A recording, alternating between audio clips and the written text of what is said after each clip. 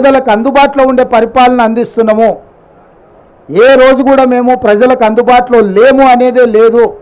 సచివాలయం ప్రజలది అని చెప్పి సచివులను కలుసుకోవడానికి ప్రజలు ఎవరైనా రావచ్చు అని స్పష్టంగా ఈరోజు అవకాశం కల్పించినాం. సచివాలయం ఎట్లుందో మేము వచ్చేవరకు మీడియా మిత్రులు లోపలికి రాలే, గేట్ బయటలు ఉండి చూసుడే తప్ప లోపలికి రాలే. ఇవాళ స్వేచ్ఛగా మమ్మల్ని కూడా పోనీలా, సీతక్క పోతే పట్టుక పోలీసులు పట్టుకపోయారు, నేను పోతే పోలీసులు పట్టుకపోయారు. మా సంగతి కాదు, పోనీ మిమ్మల్ని ఇచ్చినట్టే మీకు కూడా అవకాశం రాలే. కానీ ఇవాళ అన్ని చేంబర్లు మీరు తిరిగే పరిస్థితి వచ్చింది. స్వేచ్ఛ అనేది ఈరోజు తెలంగాణ సమాజానికి కాంగ్రెస్ పార్టీ ఇచ్చింది. ఇక సంక్షేమం అభివృద్ధి కార్యక్రమాలు నిరంతరం తప్పకుండా వాటి అన్నిటిని కూడా కొనసాగిస్తాము.